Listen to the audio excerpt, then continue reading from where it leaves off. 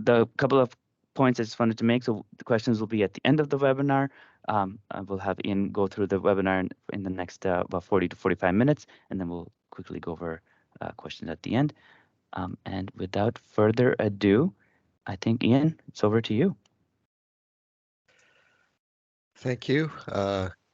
Good morning and good afternoon. Let's see if I can get this up. Okay.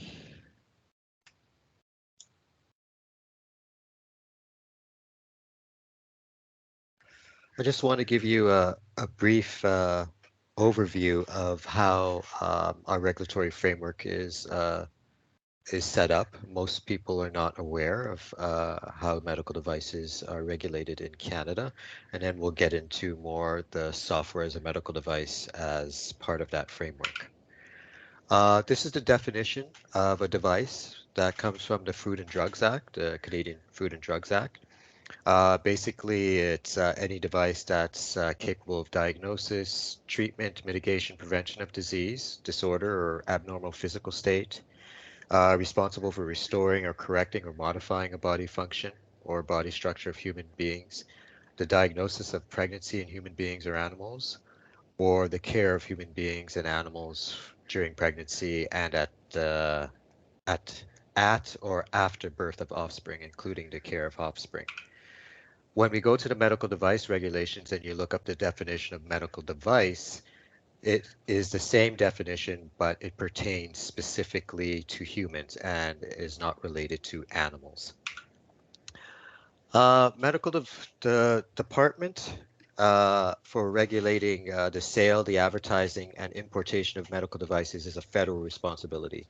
Health Canada is the department of the federal government that's responsible for this.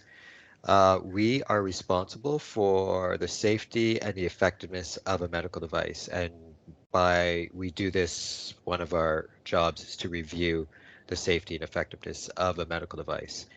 The regulation that we use is the medical device regulations, and that is our legal document by which we go by to carry out our responsibility. We are not responsible for the usage of medical devices. That is done by the provinces, and they're the ones who govern the practice of medicine along with the various medical associations for each speciality. The responsibilities of manufacturers, they have pre-market obligations in that if they need to supply us documentation, they need to register with Health Canada for their specific medical device. We have pre-market controls. Those controls are licensing and QMS certification. QMS meaning all manufacturers must have a quality management system. The core requirements are device must be safe, it must be effective, and it must be labeling, i.e. instructions for use or manuals, product labels on the device or on the packaging is required, along with specific information like storage, temperature, environmental controls, etc., etc. Once a device is recommended for use for sale in Canada, we have post-market controls, which means we can inspect the manufacturer or we can continue to verify that they comply with the medical device regulations. The obligations of a manufacturer is that if they have a license, they have a yearly renewal. They are responsible to report any incidents that occur with their device to Health Canada and for handling complaints. We have the medical device program is made up of 3 departments. This medical device directorate is MDB is newly formed. We were not our own directorate. We were actually under the therapeutics directorate. We've become our own directorate, and we are the group which I belong to that is responsible for the licensing of medical devices, and that includes in vitro diagnostics.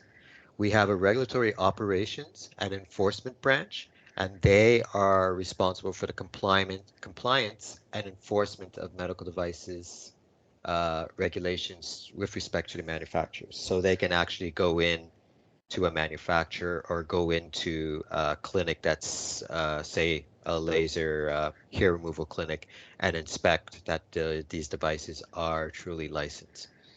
Post-market is usually handled by our group and also the Marketed Health Products Directorate group, and they monitor incidents of devices once they are on the market. They're responsible for continually having vigilance over devices in the post-market space. Medical device, we utilize a risk-based classification system to categorize a medical device into one of four classes: class 1, 2, 3, and 4. Class 1 represents the lowest risk, whereas class 4 represents the highest risk. We expect devices to have a normal device function with respect to treatment or diagnostic, et cetera, and risk can become apparent through either human error of device use or through actual device failure and or malfunction. Something goes wrong. Here is our whole process, and I'm going to go over this really quickly. A class 1 basic, a manufacturer only has to establish, requires establishment license. So an example would be a toothbrush is a class 1 device. Class 2, 3, and 4 actually require the manufacturers to submit an application. A Class 2, Class 3, and Class 4, they must have a certification that they have a proper quality management system. We call it MD-SAP, and this is an audit program. It's fairly intensive that a manufacturer must have this certification before they can actually even sell a device. For Class 2, they submit a license application. It's usually, I wouldn't want to say the word rubber stamp, but it's just a very light description of the device, and they get a license after that. Class 3 and Class 4 devices, they also submit a license application, but there is a pre-market review, and myself as being evaluator, we perform these uh, pre-market reviews, and we give our recommendation of whether the device will be accepted, refused, or we may want more information or additional information. Um, as I said before, there's an annual renewal process once you're licensed, and there is post-market surveillance and enforcement. For the pre-market applications, there's two types: a new device for class 2, 3, or 4, or an amendment to an application. So for example, we have, say, a CT machine, and a manufacturer decides to upgrade the software or add a new feature to the software. That requires an amendment application. So you cannot just change your device, meaning a significant change, and send it out to the user. You must come back to Health Canada and notify us and do a license application for an amendment.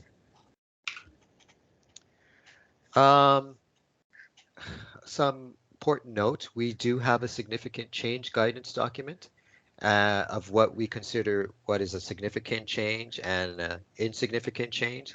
So let me give you an example. For example, we usually use a 4-digit numeric for software version.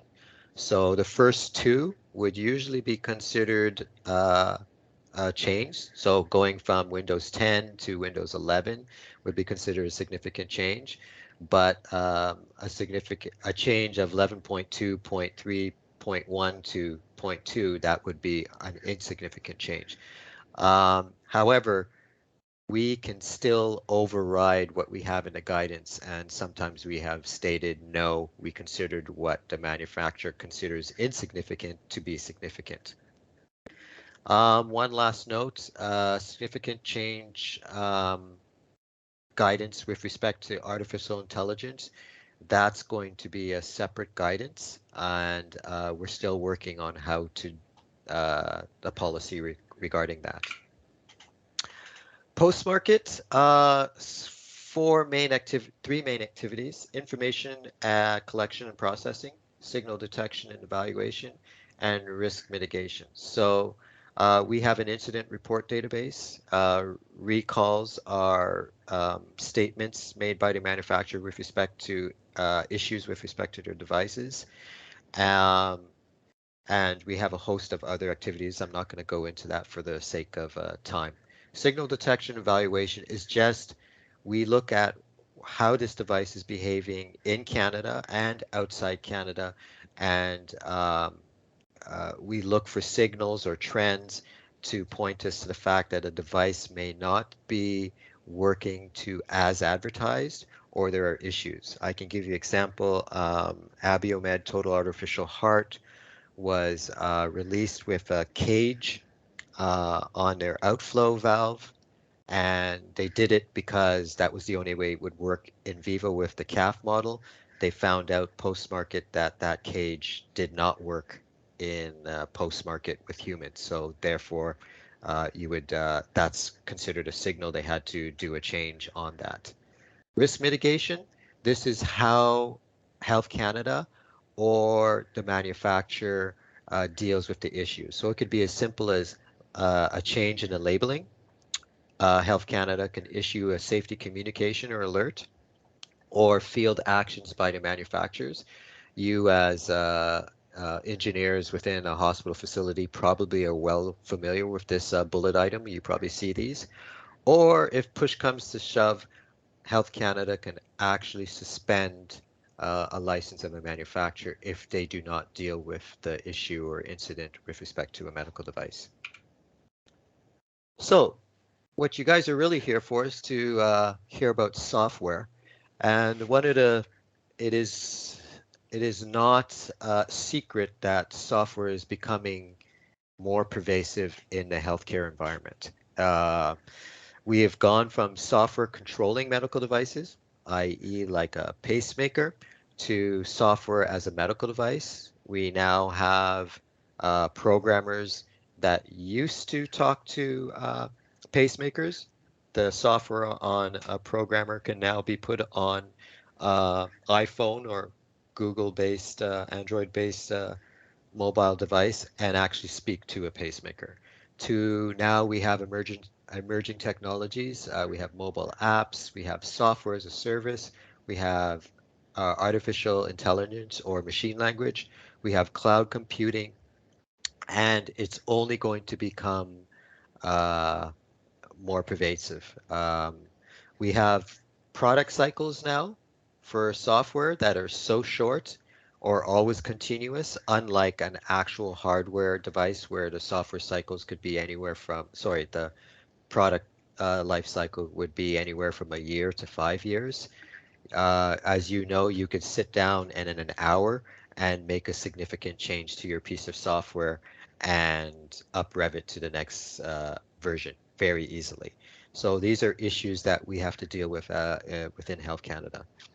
We are seeing a shift to more patient involvement and use. Democratization of medicine is the word I like to use. So there's more, for example, patients have actually hacked their glucose insulin pumps and have fine-tuned um, their glucose insulin pumps to behave better. Now that's an extreme example, but we now have patients who have the capability of tuning their devices legally through manufacturer design methods for respect to software.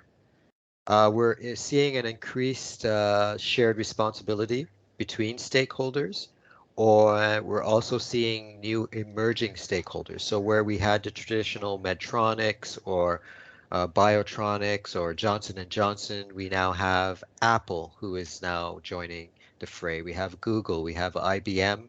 We also have engineers within hospitals. We have professors within academic institutions who are now getting into the design of medical devices or the creation of medical devices. So the market creators have expanded from the traditional ones. And of course, we have gone from maybe hundreds of lines of code to like millions of lines of code within a CT device. Even within a pacemaker or cardiac rhythm devices, the amount of code and the complexity of the code has increased massively over the last 5 years. So, how do we keep you informed with respect to software as a medical device? We actually have a guidance document. It's called Software as a Medical Device Definition and Classification. We also have an accompanying uh, document which provides examples and walkthrough of how you would apply some of the information that is within this guidance document. Um, what is a software as a medical device? The term software as a medical device is defined as software intended to be used for one or more medical purposes that perform these purposes without being part of a dedicated hardware medical device, i.e. meaning it can run on a PC, it can run on a tablet, it can run on an iPhone, it can run on a host of things that weren't purposely designed as a piece of hardware by the manufacturer. Some notes with respect to software as a medical device. Software is a medical device and it includes in vitro diagnostic medical devices. As I said, it's capable of running on a general purpose computing platform without being part of means software not necessary for a hardware medical device to achieve its intended medical purpose. Software does not meet the definition of SAMD, that's the acronym we use, if its intended purpose is to drive a hardware medical device. So for example, software on an artificial heart or on the programmer or controller for an artificial heart, that's not software as a medical device. SAMD may be used in a combination with other products, including medical devices. So a neurostimulator, which is implanted in a human being, could talk to software on a general purpose computing platform. So that's an example of a software as a medical device working in combination with an actual hardware medical device. Software as a medical device may be interfaced with other medical devices, meaning interoperability with other manufacturers or other devices, or with other software, as well as other general purpose software. Mobile apps that meet the definition are also considered software as a medical device. Okay, so if you're classified as a medical device, we use a risk-based classification to apply it to software as a medical device. Examples of software as a medical device: radiation treatment planning software that will run on a workstation or PC, image segmentation software with respect to images, remote patient monitoring software, diagnostic decision aid software. This is just a really short list of the software that is available. There are host many more other examples that I could list off here. Most standalone artificial intelligence medical device software is currently classified as Class 2. So meaning in general, there is not a detailed pre-market review. In practice, we tend to ask our licensing division to flag all artificial intelligence medical device software that is Class 2, and we would like to have first choice at whether we want to do a more detailed review of it. That's just our policy right now. That's not written anywhere, that's just how we have been behaving as a regulatory agency. Currently, only artificial intelligence software that has been part of a Class 3 or 4 device is subject to a detailed pre-market review. To my understanding, the only place where we've seen artificial intelligence software being used for Class 3 and Class 4 device, an example of that would be CT scanner, where they're using AI to do some diagnostic imaging that a radiologist or a clinician would not pick up normally. Okay, So we have 4 exclusion criteria that if any of these if all 4 of these exclusion criteria are met, then it's excluded from being classified as a software as a medical device. First one, software that is not intended to acquire, process, or analyze a medical image or a signal from an in vitro diagnostic device or a pattern signal from a signal acquisition system. That if you classify this, that's exclusion criteria number 1. So here we have a lot of devices that are acquiring and processing and analyzing um, images or signals, but a medical device data collection, communication or management system or electronic health record system would be taking in this data but doing nothing with it. This would not be classified as a software as a medical device. Software that is intended to just display, analyze, or print medical information about a patient or other medical information, such as demographic information, drug labeling, clinical guidelines, studies, or recommendation. If your software meets this, it would go towards the exclusion criteria. Example of this, software that identifies any possible drug interactions in order to prevent adverse drug events. In my line of work with respect to cardiovascular patients, usually they had a laundry list of drugs that they were taking for their heart failure.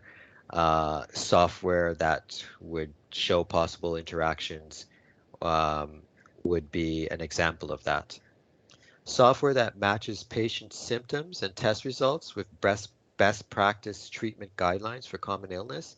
This is more like a lookup table type of software. It's not making any decision. It's not crunching or doing any proprietary calculations. It may be using readily known uh, calculations to generate these guidelines. Exclusion criteria number 3, software that is only intended to support a healthcare professional in making decisions about prevention, diagnosis, and treatment of a disease or condition. So if it's informing clinical or patient management infers that the information provided by the software will not trigger an immediate or near-term action. So for example, you're looking at a patient monitor, you see a change in an ECG that would imply an immediate action. That would not um, that would not be in this category. But if you are providing information and the healthcare professional can look at this information down the road, be it 24 hours or longer, um, then it would trigger this exclusion criteria. I find this criteria personally very difficult to discern when manufacturers submit their software as a medical device. It's not always as easy as you think it is.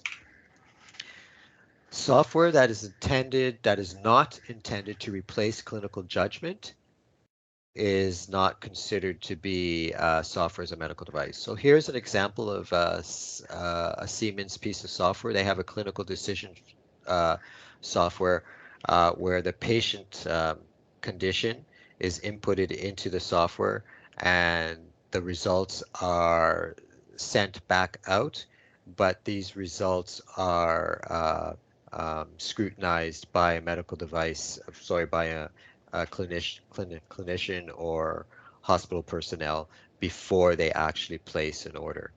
Now, if this arrow went here and it was direct ordering via the clinical decision support, that would make it a software as a medical device. But if it does not replace the ultimate human who's actually making decision, then it cannot be classified as software as a medical device.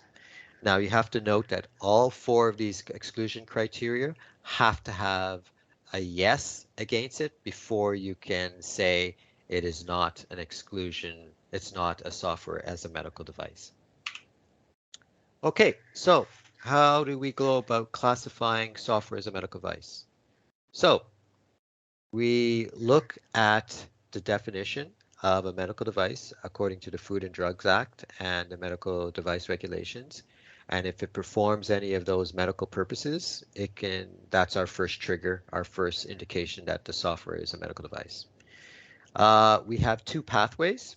Um, the classification is the two pathways is it's either an in vitro diagnostic device or a non-in vitro diagnostic device. You will see later on why this distinction uh, occurs.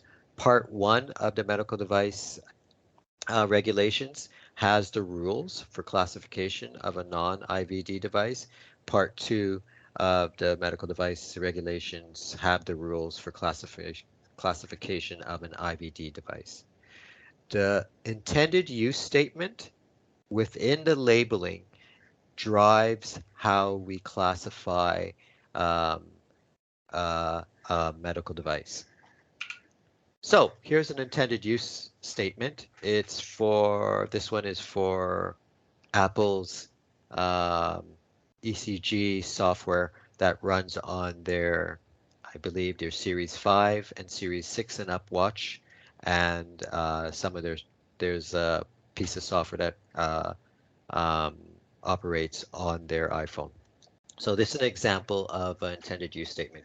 The ECG app is a software-only mobile medical application intended for use with an Apple Watch to create, record, store, transfer, display a single channel ECG similar to lead 1 of an ECG. The ECG app determines the presence of AFib or atrial fibrillation or sinus rhythm on a classifiable waveform. The ECG app is not recommended for users with other known arrhythmias. And it basically states this is for over-the-counter use. It's only intended for informational use. This is a legal statement. The user is not intended to interpret or take clinical action based on device output without consultation of a qualified health professional. And it's meant to supplement rhythm classification for the purpose of discriminating AFib from normal sinus, and is not intended to replace traditional methods of diagnosis and treatment, and it's only for patients 22 years of older. So this is an example of the intended use statement, and from this statement we can drive the classification of whether this software is a medical device. Okay, classification. The intended use informs the user of whether it has one or more intended medical purposes. The medical purpose supplies the information in one of the following categories. Will it treat or do a diagnosis? Will it drive clinical/patient management? Or will it inform clinical or patient management? The medical purpose will also state the healthcare situation or condition that the software of a medical device is intended for. So, is it a critical situation or condition, a serious situation or condition, or a non-serious situation or condition? A well-crafted intended use statement should entail all of these details, and that's what we use to do our starting off point for classification. Okay, to treat or diagnose, the information will be used to take immediate or near-term action. So it does so by connecting to other devices, medicinal products, general purpose actuators, or other means of providing therapy. It could be done to diagnose, screen, or detect a disease or condition using sensors, data, or other information from other hardware or software devices pertaining to a disease condition. Maybe think of an example of this, your glucose meter, glucose monitor, which is on your body, can send data or alerts to a mobile device, and the patient may need to take immediate or near-term action with respect to that alert coming from the glucose monitor. To drive clinical or patient management, information provided by software's medical device will be used to either triage or identify early signs of a disease or a condition that will be used to guide the next diagnostics or treatment interventions, aid in diagnosis, aid in treatment. So for example, that AFib software on the Apple Watch will be used for the patient to give to their clinician to drive further diagnostics or treatment interventions. So for example, the cardiologist is going to say, we need to put you on a Holter monitor to monitor you from anywhere from 48 hours to a week to indeed see if this AFib or abnormal rhythms are occurring and how often they're occurring. So to triage or identify, or to aid in diagnosis of a disease state. Lastly, to inform clinical patient management. So the information will not trigger an immediate or near-term reaction. It's just to inform of options of treating, diagnosis, preventing, or mitigating a disease or condition, or to provide clinical information by aggregating relevant information such as disease, condition, drugs, medical device, and population. So there's a time condition that separates this from informing with respect to driving clinical management. Okay, so once we know in which category it is with respect to the significance of the information, and once we know how critical the situation is, we use this chart to drive what class the device is. And I have an example, and we're going to go through this, and I will show you how we arrived at the classification for the example. Okay, now for IVD, software as a medical device, they have a different set of classification rules. These rules are in Schedule 1, Part 2 of the regulation. So the same risk factors that are used for hardware IVDD classification, it also applies to IVD software as a medical device. So in essence, nothing really changes. There is one note that you have to take in consideration, is that the IVD Rule 6 stipulates that a near patient IVDD are Class 3. This rule does not actually pertain to software as a medical device that are in vitro diagnostic. So near patient is defined as to use outside of a laboratory environment. The near patient definition and Rule 6 was intended for conventional IVDDs products and do not incorporate considerations to software risk factors. So we don't use IVDD Rule number 6 with respect to software as a medical device. On a global scale, there is a document with respect to software as a medical device. We do sit on this working group, and we were partially responsible for generating the content of this. The reason why is we get to do an input. The second reason why is we like to be harmonized with other regulatory agencies. So if you want to see more information on a global scale, you can read this document. Now, there are some regulatory agencies that have a slightly different regulatory structure. For example, Japan has some quirks and nuances with their regulatory system compared to Canada. So this is basically everything that we agreed upon on a global basis that it's going to be inside this document. Okay, before I give you a quick example, let's see what time I have. Okay, I want to talk about some of the future directions in digital health. One that we've also been working on as you increase your use of software, you're also going to run the risk of cybersecurity. So we've been doing post-markets. We have a pre-market guidance on medical device cybersecurity on our website, and now we're working on a post-market one. We're doing that as our own entity, and we're also working on a global uh, guidance document with other regulatory jurisdictions. We are also working on machine language. We recognize that there are locked artificial intelligence software, so they go through their training data sets, the AI is trained, and it's locked down, and it gets approval, and it does not change in a post-market space. But there are manufacturers or creators that are creating machine language algorithms that even in the post-market space, they will be changing. And this is kind of scary to me. Not scary, it's overwhelming because in one demographic, a machine language may be changing one way, say in Toronto, versus a different demographic in, say, BC or Edmonton. That same machine language algorithm in a software as a medical device may be changing in another way.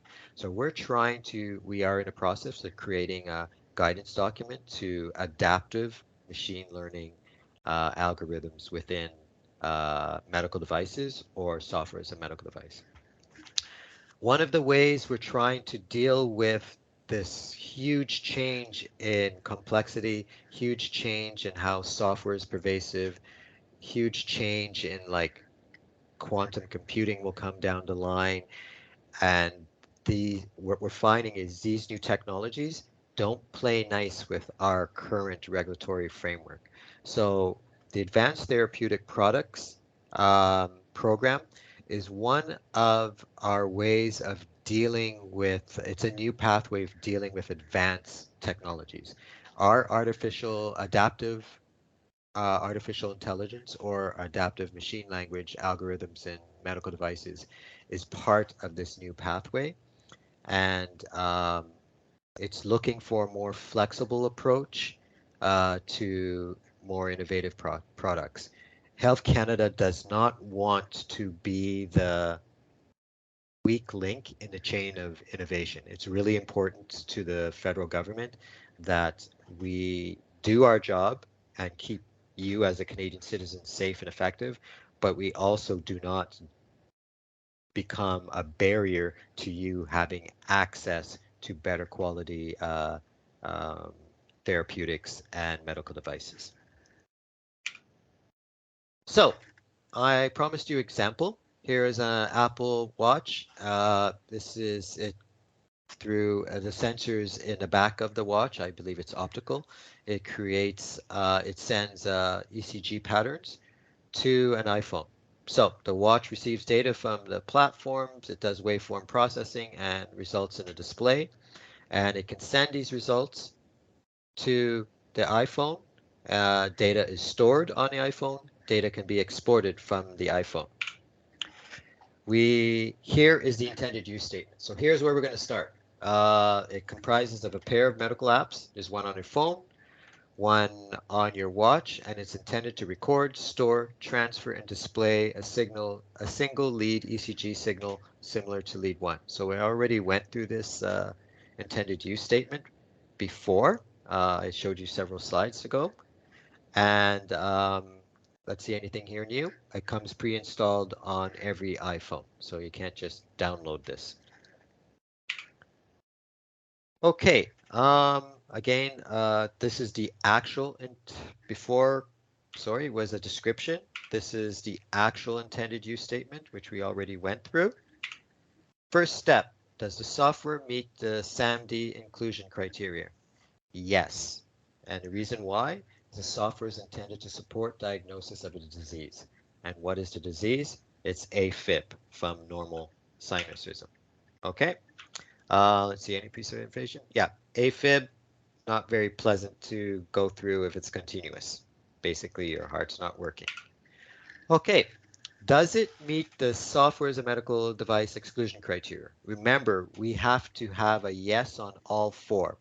So, software that is not intended to acquire, process, or analyze? Well, it is acquiring, it is processing, and it is analyzing a medical signal from a sensor. So we can't say yes. So the software acquires and processes the signal on an Apple Watch. Is the software intended to display, analyze, and print medical information? Yes, it does. It does display patient information. Is it intended to support a healthcare professional? The user is not intended to interpret or take clinical action based on a device output without consultation of a qualified healthcare professional. That is an actual statement within the intended use statement, so we would say yes. The software is not intended to replace clinical judgment. The intended use statement also states it's not intended to replace traditional methods of diagnosis and treatment. I will reiterate and say that the clinician is going to have you come in. He's going to probably do an ECG workup with you and probably put you on a Holter monitor. So it does not replace clinical judgments, yes. But because it failed on this one, it cannot be excluded from being a software as a medical device. So what is the significance of the information provided by the software as a medical device to the healthcare decision? We know it acquires an ECG pattern. We know it will display it. We know that it will analyze the ECG pattern and generate that, whether it's normal sinus rhythm or it's atrial fibrillation. The app is not meant to drive, but to inform. What state of healthcare situation or condition that the software as a medical device is intended for? AFib itself usually isn't a life-threatening condition. It's a serious medical condition that requires proper treatment to prevent stroke. Okay, so this is a bit of cardiology medical information that's required. Based on that, we know that it's meant to inform, so we are in this box. We know it's not critical, not serious, but it's considered serious. So therefore, it is class 1 or 2. And the reason it becomes a class 2 device is a class 2 if the software is intended to image or monitor a physiological process or a condition. And I think we can all agree, based on Rule 10-1 in their medical device regulations, that an ECG is a physiological process. Hence, that would be considered a class 2 software as a medical device. And indeed, in the US, this app is a medical device. And in Canada, if you were to go and look up our MDAL database on our website and you search for this particular software, you would find that it is indeed a class 2 device. That is it for me. See if I can get out of here. Get back to you guys. I am glad to take any questions from you. I'm going to stop sharing. Oh, maybe I should not have done that. Thank you very much. If you have questions, I am happy to answer any of them to the best of my ability. That was excellent. Thank you very much, Ian. We really appreciate you being here and sharing those thoughts. And so just for everyone's edification, we're considering, there's a lot of things to kind of iron out, but we're considering the possibility of a follow-up session, possibly in the fall, to go over some classification examples. And so Ian would be going over some really specific kind of case studies. So lots of stuff to iron out. So if you're interested in something like that, please email us or put in the chat that you would be interested in something like that. So that's fantastic. And I see a bunch of questions in the chat, which is fantastic. I'm going to kickstart off with two quick questions. So just a clarification on your exclusion criteria. Yes. So from your explanation, just see if I have this right. So a central monitor software that simply shows, like summarizes, Mhm. not deriving anything new, and that's the important part, but it collects alarms and ECG that something else is producing. That wouldn't be software as a medical device, but a central monitor that derives the alarms, or, and this is really the crux of my question, a central monitor or a layer of software on top of that that derives smart alarm management. Absolutely would be smart software as a medical device. Mm. This is so. This is where it gets really difficult. Oh, So there's let's so many say, layers to all of yeah. this. It's a really So fascinating topic. so say so you have a bedside patient monitor. Let's just use a patient monitor because I think all of us are very familiar with that. And then you have one like a Philips something sitting at the nursing station. That is indeed a medical device. You may have an EHR system that is getting that information and not doing anything with it, not driving anything. The word you use that's going to trigger, this might be a medical device is alarms. As soon as you have alerts and alarms, that means I expect you as a professional to do something with respect to an alert and an alarm. So that would be one area that I would start looking at hard. Now, I don't do classification as my full-time job, something we're asked, so I'm not a classification expert. But it's I would say, yeah, I like to look at it, does it perform a medical purpose? And if it doesn't have a medical purpose, then it's not going to be a medical device. That's the easiest way to kind of judge if something is going to be a medical device or not. The word alarm and alert should start raising internal alarms and alerts that we need to look at this more critically. Now, Totally fair. here's a caveat just to make your life a little bit more messed up. We now have Mm.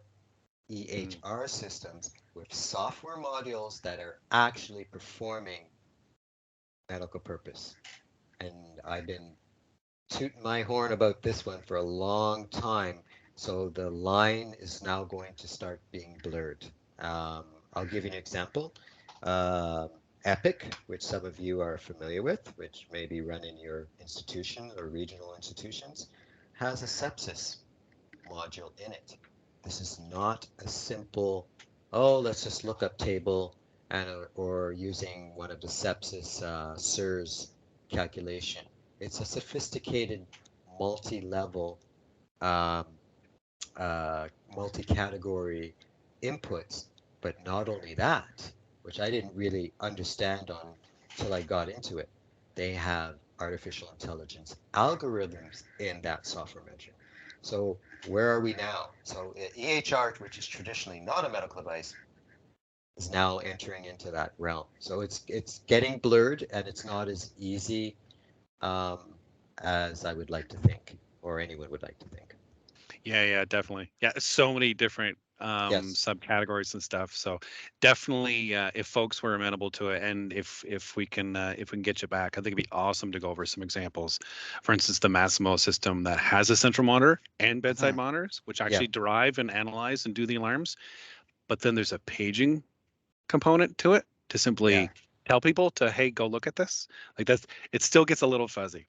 Yes. The other question I had is, because what we're trying to tie in here, just for the audience's edification, also is we really wanted to address not just our hospital-based folks, but our academic-based folks. Mhm. So a lot of academics are deriving some great software, et cetera, for use in our hospitals. If it's like a teaching hospital, especially affiliated with the local university. So my question is, if you had software that was developed in-house for use in-house and nowhere else, how do you tackle that? So the definition for sale, that is a crux of the Food and Drug Act. The device must be sold. So there's a whole legal area on that. I'm not a lawyer, but um, it must be for sale. So for example, I'll go back to the hospital. If you say you're a doctor, you might be, okay, you're a doctor, you create your own piece of software to do something, or you create your own tool to do some surgery. You don't sell it to anyone, not my jurisdiction to do anything for it against you. As soon as you start to distribute that, then, and it's a medical device, now I'm interested. So the definition of sale must come into play. Same with an Awesome. academic institution. Awesome. Okay, let's get to some of those fantastic questions in the chat. And if we don't address your question today, we'll try to summarize the questions from the chat, maybe pose them to Ian, and if we can answer them in writing and then kind of do a blast out, we'll do as best we can on that. Adil, you want to take it away? Sure. So one question Ian, Mike had was that does a seller of a class 2, 3, or 4 device need an establishment license? No. All right. So yeah, so class 1 establishment license, class 2, 3, 4, you need that version of license, a reviewable license. So class 2 license, class 3, 4. Yeah, but they all get a license, but different documentation they need to provide. So the establishment license is a license, just a class 1. Perfect. Thank you. We had a couple of questions asking if the presentation will be available, and I think we're just gonna validate Yes. that. And yep, perfect. Alan had a question. So with OS updating being a major minor change and mobile OS updates being very frequent, often containing device security patches and full revision releases, example being iOS 13 dot something to iOS 14, and that is annual, which does not have large systemic changes. How does Health Canada handle this environment? Are they all considered major changes or minor? How does each OS update need to be assessed by the manufacturer? Well, Alan, I'm the most loved evaluator with respect to this subject. Our significant change document says that an OS change is a significant change. Manufacturers interpret that as a change from, say, uh, um, Windows 10 to QNX. They consider that significant change. Windows 10 to Windows 11, we consider that a significant change. What we are doing is sometimes we will accept an attestation that you have done your, you've redone all of your verification and validation testing. And I have answered manufacturers why I considered a change from, say, Windows 7 to Windows 10 as a significant change. Basically because at the lower levels of those OS, there are some major differences. This is also going to get more difficult because software creators are also doing compartmentalization design, where they're creating software that is agnostic to what OS there is. So I will say we do it on a case-by-case basis. But yes, a major change from 10 to 11, that's considered significant.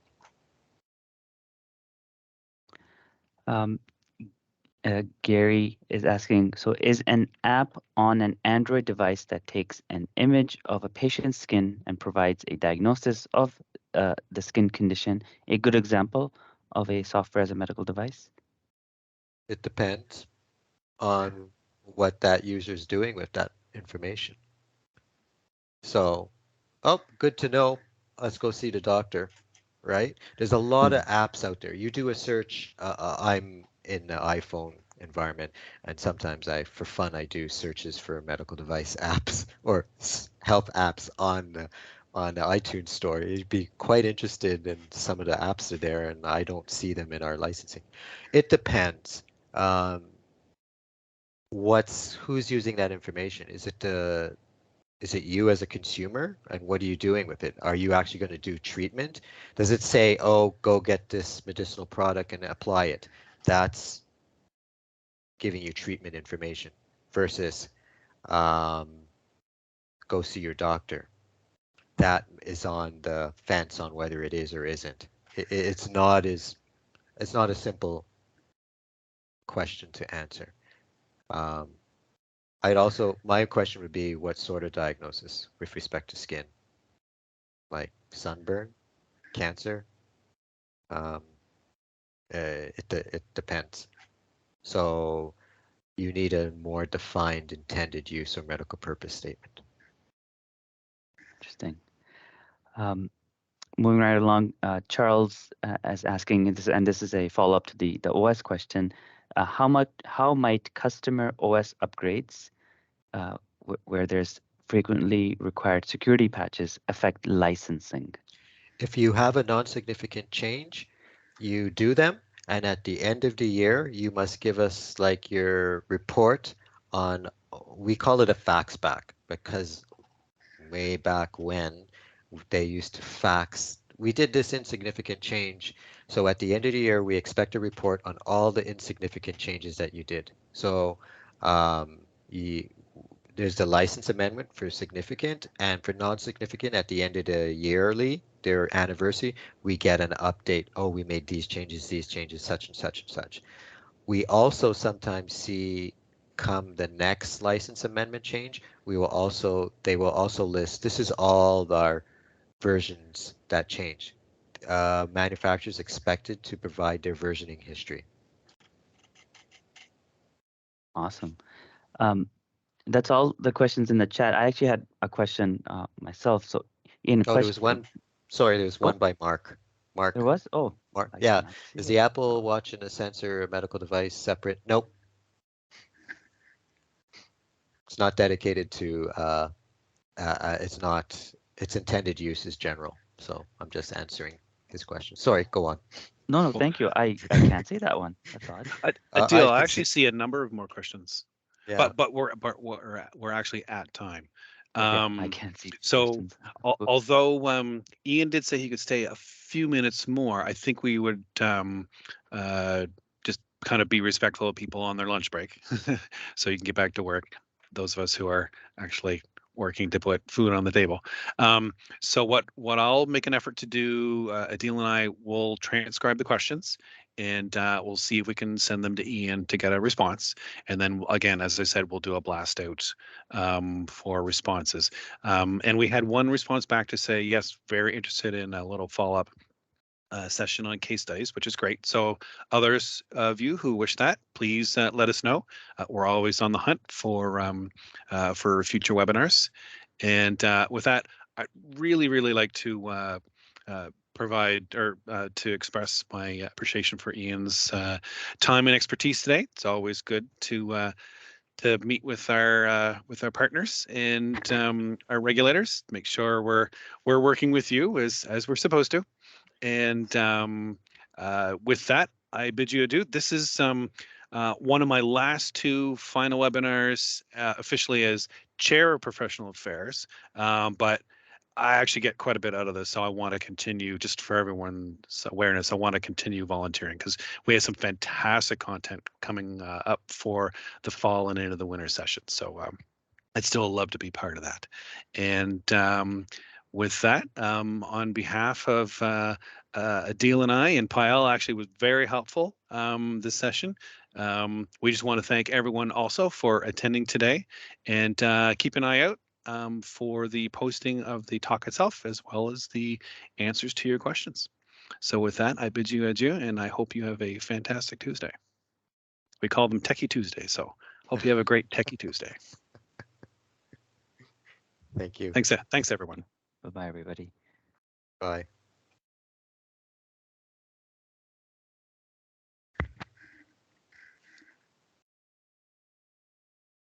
Thanks, Michael, for the invite.